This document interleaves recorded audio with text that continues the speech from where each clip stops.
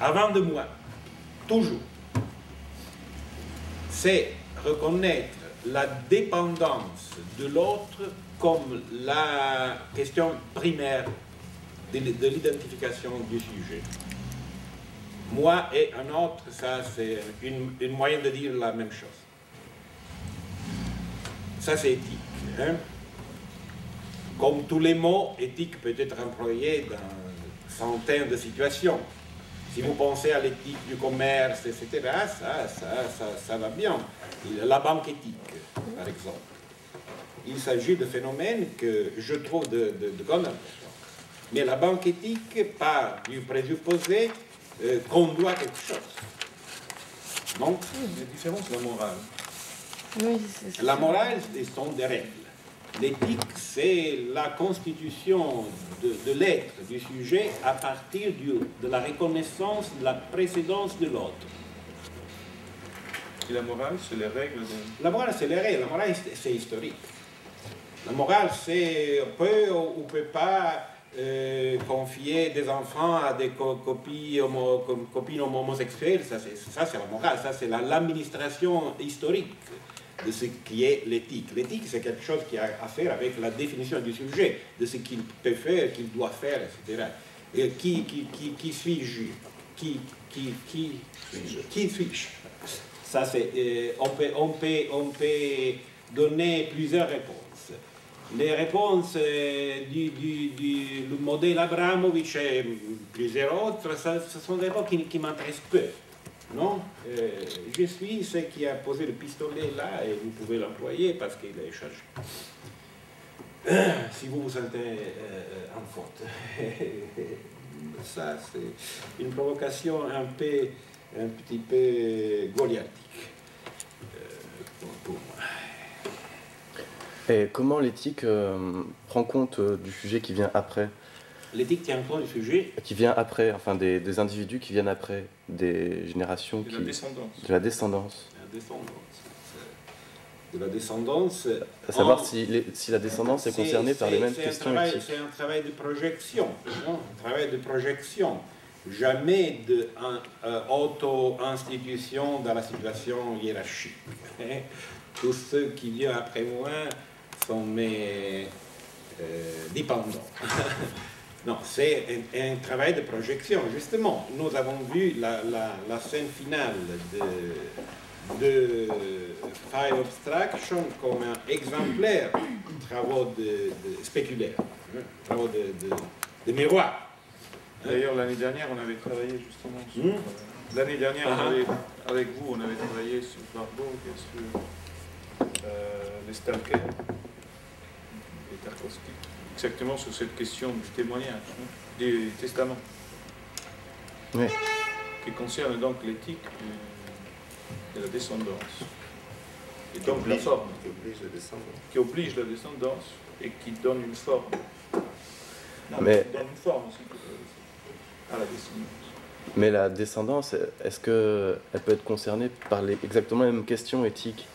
Enfin, l'éthique est-elle figée? Est-ce qu'il y a... Vous amenez une proposition de l'éthique? Non, mais il vient de dire que c'est une question de sujet. Une question de sujet. Quand même. Oui, d'institution, ce n'est pas qu'il y a des sujets et après ils s'interrogent s'ils sont comme c'est. Le cas L'être même du sujet, c'est institué éthiquement selon une perspective qui est la mienne, ou c'est institué comment on peut dire, métaphysiquement, selon une autre perspective, qui est la perspective dans laquelle la créativité, par exemple, a une importance énorme.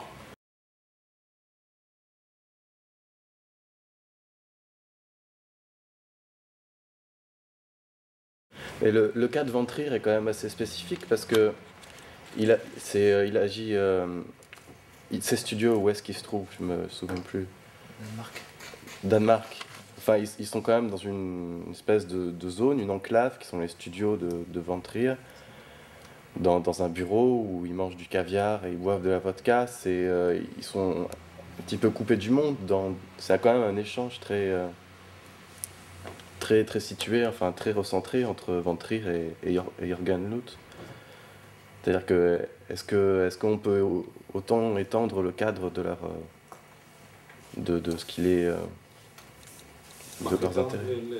L'étendue du cadre fait partie des matériaux sur lesquels est construit le film. Hein. La première variation, ça comporte que du non-lieu du perfectium, on va à Cuba, qu'on fait qu'on élimine le 7, etc., etc.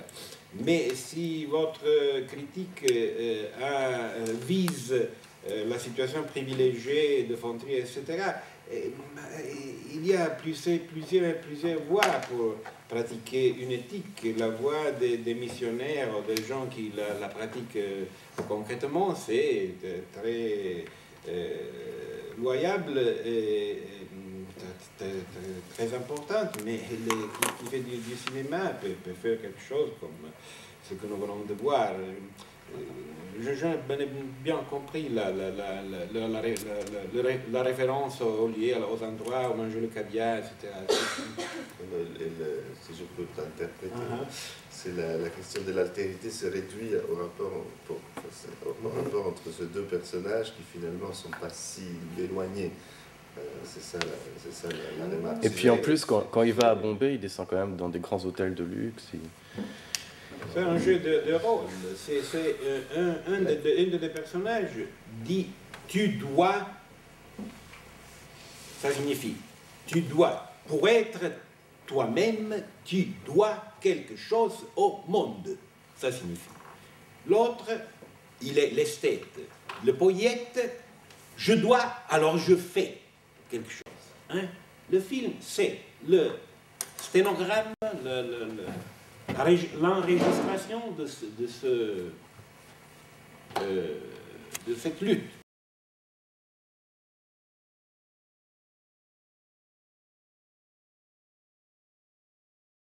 Par rapport au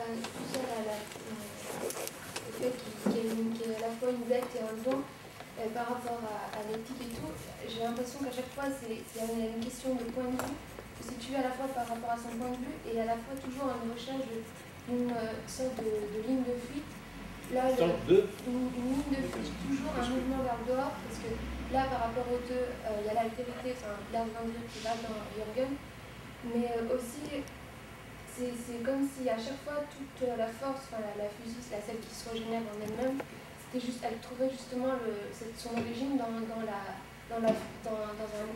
ligne de fuite vers un dehors.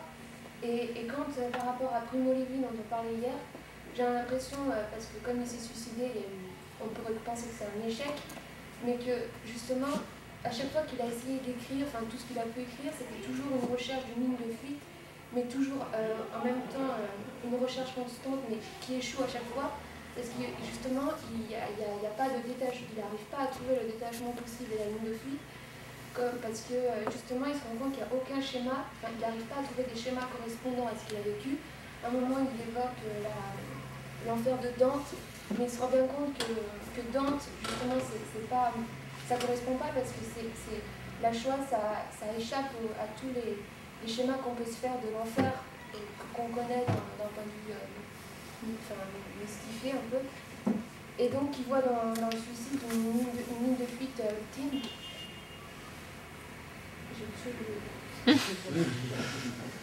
Mais que oui, c'est toujours la recherche d'une ligne de fuite laquelle. Il a choisi C'est questo un uomo. Si ça c'est un homme, c'est en fin de compte un récit sur la résistance de l'homme, sur les survécus, sur la vitalité. C'est une choix de Primo Levi, je crois. Hein. Je connais, c'est dommage que je ne l'ai pas ici, autrement, peut-être il y a ici la tregua. La tregua, je ne sais pas comment être traduite en français. C'est le deuxième roman que Primo Levi a écrit sur son expérience à Auschwitz. La tregua, c'est après l'arrivée des Américains. Dans la Tregua, il y a une page extraordinaire que je normalement cite comme l'unique, la page la plus près de Primo Levi à ce que j'entends pour témoignage. C'est l'histoire de cet enfant qui venait appeler Urbinek. Vous vous rappelez cette histoire? Il est un enfant de 7 ans qui avait une maladie très grave qui allait mourir, il meurt à la fin, et qui ne connaissait aucune parole, aucun mot. Mais à un certain point, il était très vivace, très intelligent, mais il ne savait pas parler. Et un des garçons qui était présent dans le lager se charge d'enseigner quelque chose à Urbine. Et à la fin, triomphant, il dit « Ah, j'ai enseigné à Urbine à parler, et Urbine connaît un seul mot, que je me rappelle. Ce mot est matislo. C'est un mot inconnu. Vous savez que le lager était un melting pot où circulaient les langues les plus diverses et personne connaissait cette parole. Primo Levi dit, mais les mots ne sont pas les mêmes parce que le choix des mots c'est très important. Il disait ce mot, matislo, je le reporte ici et je témoigne de lui. Ça c'est témoignage. Ça c'est là.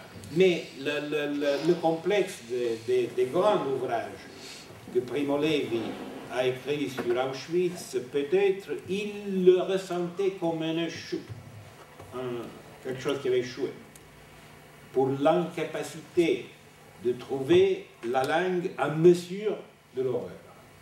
Peut-être cette langue n'existe pas, mais ce qui existe, c'est la possibilité de montrer qu'elle n'existe pas.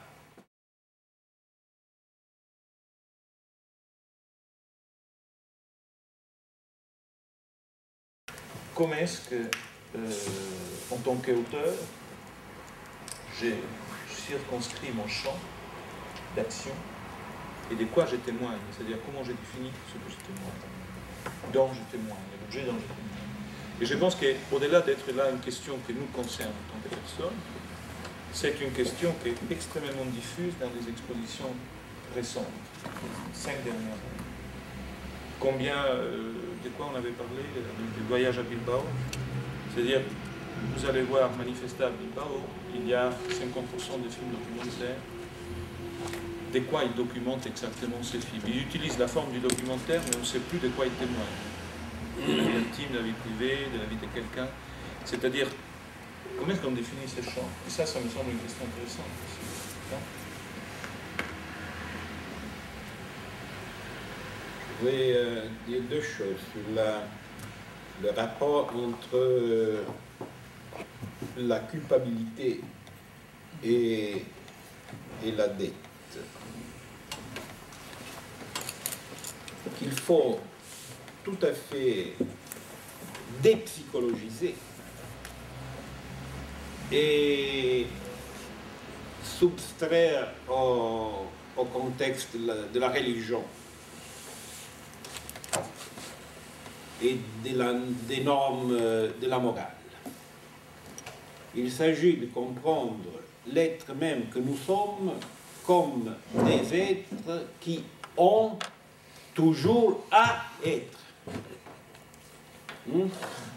Des êtres dont l'être n'est jamais donné une fois pour toutes. C'est peut-être le système le plus économique de poser la question de devoir. J'ai à être, toujours, jusqu'à ma mort. La deuxième question, c'est quelqu'un peut être sensible ou non à l'instance de la dette du point de vue de sa empiricité. Il y a des gens qui sont sensibles, des autres qui ne sont pas. Mais je trouve plus important encore, quelque chose que j'ai dit, mais sur laquelle c'est vous qui m'avez fait réfléchir, et je voudrais réfléchir encore sur ce problème. C'est la question de l'échec. Je vous invite à prendre en considération ça, si, peut-être pour la journée de demain, comme un objet sur lequel on peut réfléchir, mais aussi montrer, porter quelque chose. Mais sur la productivité ou, de notre point de vue, l'inéluctabilité de l'échec. Hein? Le faire quelque chose, le devoir faire quelque chose, ça dépend intégralement de moi. Mais le résultat, non. Le résultat est autre chose. C'est quelque chose qui va dans le monde et peut ou ne peut pas